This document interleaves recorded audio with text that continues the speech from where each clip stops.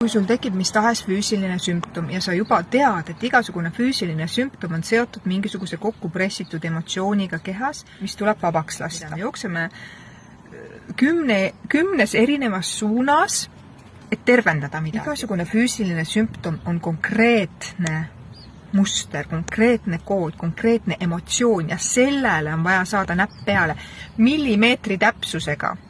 Sest vastasel juhul sa võid tervendada oma ema teemat, isa teemat, suguvõsa teemat, sisemise lapse teemat, sa võid jäädagi neid tervendama, ilma et sa saaksid näpu peale millimeetri täpsusega sellele kohale, mis värk tegelikult on. Sellepärast on oluline ära tuvastada kohe juurpõhjus, kui sa saad mis tahes füüsilise sümptomid. Sa ei pea enam jooksma 10 erinevas suunas tervendama midagi. Et midagi tervendada, et mõistus saaks aru, et ma vähemalt tegelen endaga.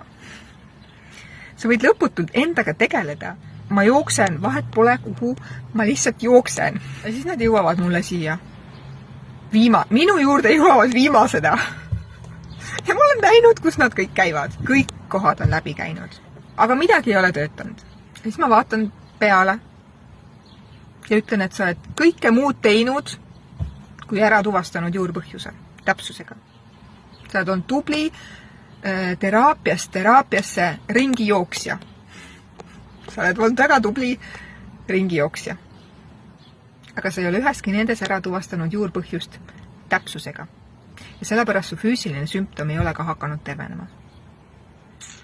Kui sa hakkad kohe tervendama juurpõhjust, esiteks sa säästad aega, teiseks sa säästad raha, kolmandaks sa säästad närve ja neljandaks sa tead, su keha tunneb selle tõe ära.